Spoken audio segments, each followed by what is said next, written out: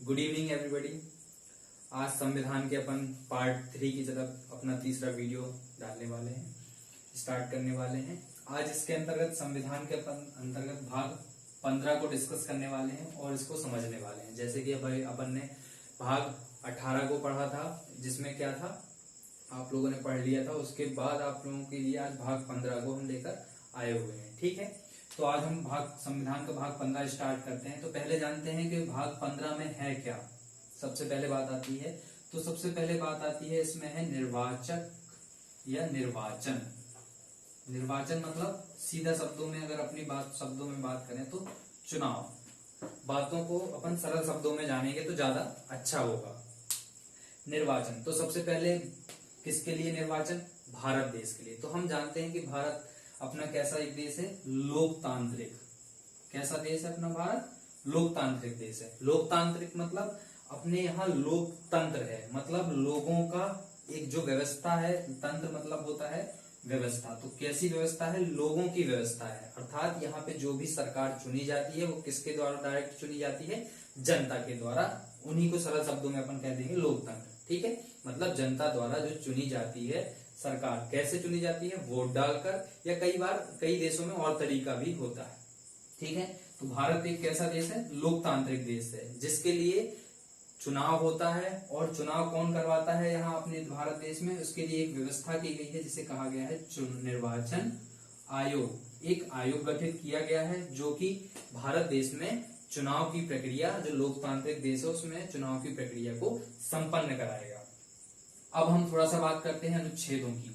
तो भाग 15 में अनुच्छेद 324 से लेकर 329 तक वर्णित किया गया है, जिसके अंतर्गत अपन निर्वाचन आयोग के कार्य, निर्वाचन आयोग और निर्वाचन से संबंधित जो भी क्रियाएं हैं उनको समझने की और पढ़ने की कोशिश करेंगे। ठीक है, अब निर्वाचन आयोग के बारे में हम जानने की कोशिश करते हैं। ये तो हमने जान लिया कि चुनाव कौन करवाएगा? निर्वाचन आयोग। चुनाव क्यों करवाया जाएगा? क्योंकि अपना भारत देश एक कैसा है? लोकतांत्रिक देश है।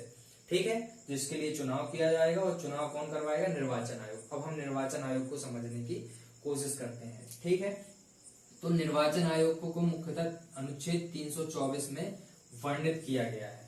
ठीक है, किस अनुच्छेद में? 324 अनुच्छेद। ये पूछा जाता है आर्टिकल, ये 324 में आर्टिकल में क्या दिया हुआ है? निर्वाचन आयोग। डायरेक्ट ये पूछा जाता है। और किस भाग में है ये पूछा जाता है। संविधान के ज्यादा से ज्यादा क्वेश्चन यही पूछे जाते हैं, लेकिन अपन इसको थोड़ा सा डिटेल से भी पढ़ के चलेंगे।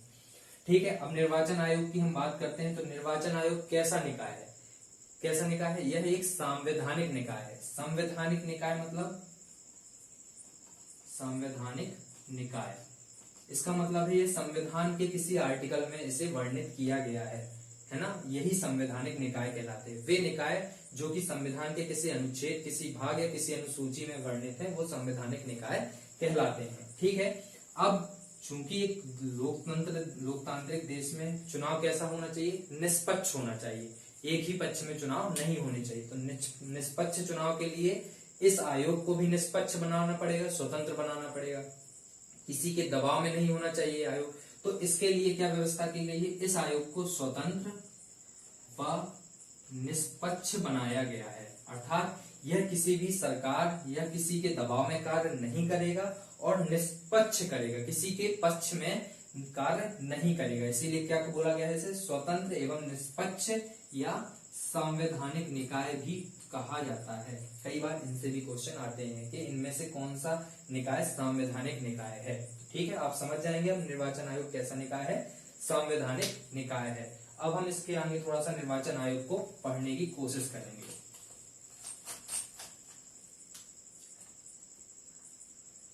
निर्वाचन आयोग।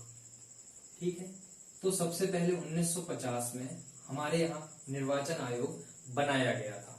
ठीक है, अब निर्वाचन आयोग बनाया गया था तो उस समय व्यवस्था थी कि एक मुख्य निर्वाचन आयुक्त बनाया गया था। कितना? एक मुख्य निर्वाचन आयुक्त बनाया गया था। इसके उपरांत 1989 तक यही व्यवस्था चलती रही। ठीक है, इसके उपरांत 1989 में यह कहा गया कि भाई अभी एक व्यक्ति था, अब 2 व्यक्ति और बढ़ा दिए जाएंगे। 2+1 या कहते हैं अपन 1+2। इतने निर्वाचित मुख्य निर्वाचन आयुक्त होगा और 2 अन्य की व्यवस्था की गई। ठीक है, पर यह व्यवस्था ज्यादा देर तक नहीं चली। अगले ही साल सन 1990 में इसमें फिर बदलाव किया गया। और फिर कैसा बदलाव किया? पुरानी प्रक्रिया को फिर अपनाया गया। क्या किया गया? ये जो 2 अन्य मुख्य चुनाव आयुक्त रखे गए थे उनको हटा दिया गया। सिर्फ कहा गया कि एक निर्वाचन या मुख्य निर्वाचन आयुक्त होगा। ठीक है, यह प्रक्रिया भी कुछ देर चली। इसके बाद सन 1991 में एक अधिनियम पारित किया गया। क्या अधिनियम था? सन 1991 में एक अधिनियम आया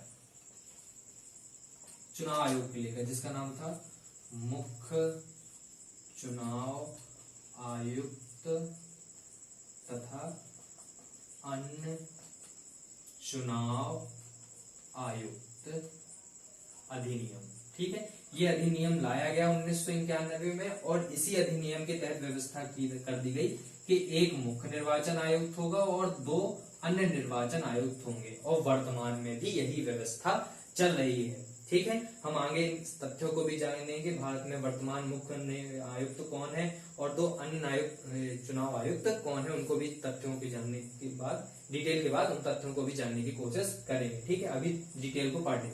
ठीक है, तो 1991 के बाद यही प्रक्रिया अभी तक लागू है। ठीक है, ये निर्वाचन आयोग का थोड़ा सा इतिहास ही हो गया, समझ लो। ठीक है, अब हम इसके नियुक्ति के बारे में बात करेंगे और हटाने के बारे में बात करेंगे। ठीक है, चूंकि यह कैसा निकाय है? संवैधानिक निकाय है, मतलब इसमें प्रक्रिया होती होगी नियुक्त करने की, और एक निष्पक्ष और स्वतंत्र निकाय है तो उसे हटाने की भी एक प्रक्रिया होती होगी। ठीक है, तो निर्वाचन आयोग के जो मुख्य चुनाव आयुक्त होते हैं उनकी नियुक्ति मुख्यतः कौन करता है? राष्ट्रपति करता है। ठीक है, इसको हटाने, तो ये क्या हो गई? इसको नियुक्त करने की प्रक्रिया। ठीक है, इसके उपरांत इसे हटाने के लिए क्या व्यवस्था होती है? तो हटाने के लिए एक व्यवस्था होती है। हटता कैसे आदमी? या तो खुद हट जाए। ठीक है, तो उसे कहते हैं खुद हट जाना कभी कभार। तो वो किसको अपना त्याग पत्र दे के हट जाएगा? राष्ट्रपति को। ये याद रखिएगा, किसे अपना त्याग पत्र देता है? राष्ट्रपति को त्याग पत्र देके खुद सेवा से हट सकता है। दूसरी प्रक्रिया क्या होती है? हटाया जाना किसी व्यक्ति को। तो इसको हटाने की प्रक्रिया आसान नहीं होती क्योंकि यह एक स्वतंत्र निकाय है। तो इसको हटाने के लिए क्या होता है? एक संवैधानिक प्रक्रिया होती है। संसद में बिल पास करवाया जाता है, संसद में इसका प्रस्ताव रखा जाता है, दोनों सदनों में इसका प्रस्ताव रखा जाता है। उसके उपरांत दोनों सदनों से पास होने के बाद उसके पास राष्ट्रपति के पास जाता है। तो एक जो प्रक्रिया किसकी होती है? न्यायालय के जो न्यायाधीशों को हटाने की प्रक्रिया होती है, वही प्रक्रिया कैसी होती है? इसको हटाने की। सीधा सीधा याद रखिएगा कि न्यायालय के न्यायाधीशों को जो हटाने की प्रक्रिया होती है वही प्रक्रिया निर्वाचन आयोग के मुख्य निर्वाचन और अन्य 2 निर्वाचन आयुक्तों को, आयोग के अधिकारियों को हटाने की होती है। ठीक है, अब ये कंप्लीट हो गया। इसके बाद हम जानेंगे कि इसकी कब तक सेवा दे सकता है ये। तो इसकी जो आयु होती है या कार्यकाल होता है इसका, वो मुख्यतः होता है कार्यकाल 6 वर्ष का। किसका? मुख्य निर्वाचन आयुक्त और अन्य 2 निर्वाचन आयुक्तों का। ठीक है, और अधिकतम वर्ष कितने तक होता है? 65 वर्ष तक। ठीक है, अर्थात यह 65 वर्ष तक कार्य करेगा। मान लो जैसे 63 साल का हो गया तब इसे निर्वाचन आयुक्त बनाया गया, तो ये अपने 2 साल ही कार्य करेगा। मतलब 2 साल में ये कब तक 65 का हो जाएगा तो इसे हटा दिया जाएगा आयु के आधार पर। लेकिन अगर इसके 6 वर्ष होने, जैसे मान लो ये 55 वर्ष का था और इसे 6 वर्ष के लिए नियुक्त किया गया, तो ये अपना पूरा 6 वर्ष तक कार्यकाल कर सकता है जब तक कि उसे हटाया ना जाए। ठीक है, लेकिन अगर 65 वर्ष पहले पूर्व हो जाते हैं तो 65 वर्ष में ही हटा दिया जाता है। तो ये चीजें समझ में आ गई। ये पूछा जाता है कि मुख्य निर्वाचन आयुक्त का कार्यकाल कितने वर्षों का होता है और कितने का आयु तक होता है। ठीक है, ये डिटेल खत्म हो गया। इसकी नियुक्ति हमने जान ही ली थी। अब हम इसके तो आप निर्वाचन आयोग के कार्यों के लिए बात करने जा रहे थे कि आखिर निर्वाचन आयोग के कार्य क्या क्या होते हैं, निर्वाचन आयोग करता क्या क्या है। ठीक है, तो हम सबसे पहले इसमें एक कार्य की बात करते हैं कि निर्वाचन क्षेत्रों का परिसीमन। ठीक है, वो क्षेत्र डिसाइड करता है, उस क्षेत्र की जनगणना को डिसाइड करता है और बताता है कि इन क्षेत्रों में कब कब चुनाव करवाना है। तो निर्वाचन क्षेत्रों का परिसीमन करता है। ठीक है, दूसरा निर्वाचक नामावली तैयार करता है कि आखिर कौन कौन व्यक्ति निर्वाचन में मतदान देगा। जैसे कि कौन कौन 18 वर्ष का हो गया है, क्योंकि यह पहले वर्ष कितनी थी? पहले यह आयु थी 21 वर्ष। 21 वर्ष तक आदमी 21 वर्ष का जो हो चुका है वही चुनाव दे सकता था, परंतु वर्तमान में इसकी आयु कितनी है, 18 वर्ष है, जो कि 61वें संविधान संशोधन द्वारा इसको परिवर्तित किया गया था। ठीक है, तो उन व्यक्तियों की एक सूची बनाएगा कि कौन कौन व्यक्ति चुनाव में मतदान दे सकता है। ठीक है, ये भी कार्य कौन करता है, निर्वाचन आयोग। ठीक है, इसको उपरांत राजनीतिक दलों को मान्यता प्रदान करता है कि आखिर कौन सा दल राजनीतिक होगा, मतलब कि किस दल को एक राष्ट्रीय दर्जा दिया जाएगा कि वो पूरे राष्ट्र के हर जिले हर राज्य में चुनाव लड़ सके, और कौन सा राजकीय मतलब जो एक राज्य तक सीमित रहेगा वह कौन सा दल होगा। तो उन राज्यों को भी मान्यताएं प्रदान, दलों को मान्यता प्रदान करता है, और उन दलों के लिए चुनाव चिन्ह भी जारी करता है। जैसे कि आप चुनाव चिन्ह, जैसे भाजपा एक राष्ट्रीय दल है, ठीक है, शिवसेना एक राजकीय दल है, तो ये डिसाइड करेगा कौन राज्य स्तर पे चुनाव लड़ सकता है कौन, और सभी राज्यों में चुनाव लड़ सकता है राष्ट्रीय स्तर पर। और उनके लिए चुनाव चिन्ह भी, जैसे कि कांग्रेस के लिए यहाँ पंजा है, कमल की, भाजपा के लिए कमल है, इसी तरह है। ठीक है, इसके बाद चौथा कार्य क्या है, निर्वाचन का संचालन करवाता है कि आखिर किस टाइम पे किस दिन निर्वाचन होगा। आपने देखा होगा कि जब चुनाव आता है, तो जब चुनाव की तैयारी होती है और चुनाव को जो भी डिसाइड होता है कि इस दिन से आचार संहिता लगेगी, इस दिन यहाँ चुनाव होगा, इस दिन वहां चुनाव होगा, तो सामने आते हैं निर्वाचन आयोग ही सामने आकर ये डेट डिसाइड करते हैं, ना कि सरकार आके ये डेट डिसाइड करती है। आप ध्यान से देखना कभी भी न्यूज में। इसके बाद कई क्षेत्रों में चुनाव रद्द कर जाना पड़ता है, क्यों, कहीं पे धांधलेबाजी हो जाती है, कहीं पे गलत तरीके से वोटिंग होती है, तो वहां पे चुनाव भी रद्द कौन करता है, निर्वाचन आयोग। वहां पर उपचुनाव की प्रक्रिया, दोबारा चुनाव जो होता है वो भी कौन करवाता है, निर्वाचन आयोग, किसके, अन्य निर्वाचन आयोग की सहायता से।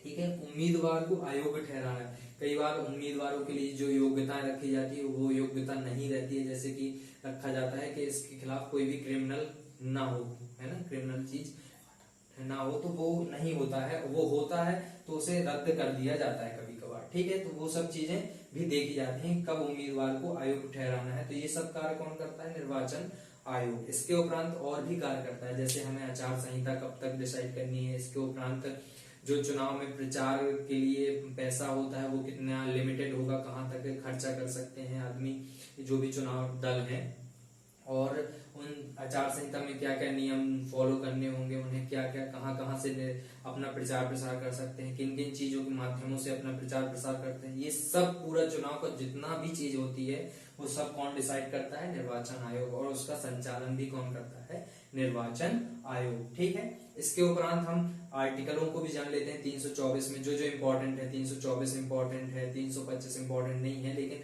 पूछ लेता है कभी कभार, इतना डीपली नहीं पूछा है, सिर्फ 324 ही पूछा है, लेकिन हम जान लेंगे 324, 325, 326 या 329 जो भी इंपॉर्टेंट से लग रहे हैं मुझे, वो आपको बता दूंगा। इसके उपरांत कुछ तथ्य जान लेंगे कि वर्तमान में कौन मुख्य चुनाव आयुक्त है, और सर्वप्रथम कौन सा चुनाव आयुक्त था और कब बना था, किस तारीख को, अभी तो मैंने सन बताया था कि 1950 में बना था, तो तारीख भी बता दूंगा अभी, उसको भी एक पूरे कंप्लीट कर लेते हैं। और ये पूरा भाग 15 इतना ही इम्पोर्टेंट है, इतना ही पूछा जाता है, और खत्म करेंगे। मेंस के हिसाब से भी ये बहुत है आई थिंक, लेकिन और पढ़िएगा, इसके लिए मैं कह नहीं सकता कि परफेक्ट है। तो ठीक है, तो अब हम अभी आगे चीजों को देखना चाहते हैं और आगे चीजों को देख लेते हैं। ठीक है, अब हम आर्टिकलों को भी जानने की कोशिश करते हैं। हमने देखा था कि कुछ तथ्यों के हिसाब से भी जानकारी अपन लिख लें, पूछी जाती है। जैसे कि सबसे इंपॉर्टेंट आर्टिकल पूछा जाता है 324, अभी बताया भी मैंने आपको कि निर्वाचन आयोग के बारे में इसको वर्णित किया गया है। इसके उपरांत ये पूछे नहीं गए हैं अभी तक, लेकिन कुछ इंपॉर्टेंट से लगते हैं मुझे, तो मैं आपको बता दे रहा हूँ, कभी पढ़ना हो गया तो पढ़ सकते हैं। जैसे 325 में क्या है, मूल वंश, जाति, लिंग के आधार पर निर्वाचन में कोई भेदभाव नहीं किया जाएगा, मतलब इनके आधार पर ऐसा नहीं किया जाएगा कि आपको वोट डालने नहीं दिया जाए। ठीक है, ये संविधान में भी दिया गया, और वोट डालना आपका मौलिक अधिकार भी है। इसके उपरांत 326 में हम बात करें तो लोकसभा और राज्य विधानसभाओं में जो निर्वाचन होंगे या निर्वाचन जो भी होंगे वह कैसे होंगे, वरिष्ठ मताधिकार के आधार पर होंगे, ये भी आर्टिकल 326 में बताया गया है। इसी के आधार पर 327 और 328 में भी विधान मंडलों में चुनाव की प्रक्रिया कैसे क्या होगा वो वर्णित किया गया है, इंपॉर्टेंट नहीं है। इसके उपरांत 329 में थोड़ा सा इंपॉर्टेंट है, इसमें कहा गया है कि जो निर्वाचन से संबंधित मामले होंगे उसमें कौन हस्तक्षेप नहीं करेगा, न्यायालय। न्यायालय जो है वो हस्तक्षेप नहीं करेगा। अगर हस्तक्षेप उसे करना होगा तो एक संसद द्वारा प्रक्रिया होगी, उसके द्वारा ही वह हस्तक्षेप कर सकता है, लेकिन कुछ मामलों में, हर मामलों में नहीं। ठीक है। इसके उपरांत एक छोटी सी चीज छूट गई है, वो भी बताना था मुझे कि जो निर्वाचन आयोग होता है वह मुख्यतः, देखिए, संसद अर्थात लोकसभा, राज्यसभा और इसके बाद राष्ट्रपति, इसके बाद उपराष्ट्रपति और इसके बाद राज्य विधान मंडल, इन तीनों की, चारों के चुनाव कौन करवाता है? राज्य निर्वाचन, मुख्य निर्वाचन आयोग। ठीक है। इसके उपरांत कई और अधिकारी बना दिए जाते हैं, जैसे जिला निर्वाचन आयोग बना दिया जाता है। जब राज्यों में चुनाव होता है तो राज्य निर्वाचन आयोग बना दिया जाता है। यह प्रक्रिया भी होती है, वो अलग कार्य करते हैं, वो भी चुनाव के लिए मुख्य निर्वाचन आयोग के अंदर ही कार्य करते हैं। ठीक है। तो जो निर्वाचन आयोग होता है वो मुख्यतः संसद, देखिए, संसद के लोकसभा चुनाव भी करवाता है, राज्यसभा चुनाव भी करवाता है, राष्ट्रपति का, उपराष्ट्रपति का और राज्य विधान मंडल अर्थात राज्यों में जो विधानसभाओं के जो चुनाव होते हैं वो भी कौन करवाता है? मुख्य निर्वाचन आयुक्त के, निर्वाचन आयोग के आधार पर। ठीक है। तो ये क्वेश्चन आता है कि किस किस का चुनाव करवाता है और किसका नहीं, तो नहीं में ऑप्शन ज्यादा आते हैं। ठीक है। ये खत्म हो गया। इसके उपरांत हम कुछ निर्वाचन आयोग से संबंधित तथ्यों के बारे में जान लेते हैं जो कभी कभार एग्जाम में डायरेक्टली पूछ लिए जाते हैं। जैसे कि तथ्य लिख लेते हैं अपन। ठीक है। तो पहला तथ्य ये जान लेते हैं, सर्वप्रथम जो हमने डेट नहीं बताई थी आपको, 25 जनवरी 1950 को निर्वाचन आयोग बनाया गया था। ठीक है। अब निर्वाचन आयोग बनाया गया तो उसका एक अध्यक्ष भी बनाया गया हो। तो सर्वप्रथम जो अध्यक्ष बनाए गए थे वो कौन थे? सुकुमार सेन। ठीक है। तो पहले मुख्य निर्वाचन आयुक्त कौन थे? सुकुमार सेन। ठीक है। अब हम बीच के जानने की जरूरत नहीं है। अब अगर हम वर्तमान में करंट अफेयर्स के रूप में देखें तो वर्तमान में हमें, आपने जान चुके वर्तमान में कैसी प्रक्रिया है, 1+2 की।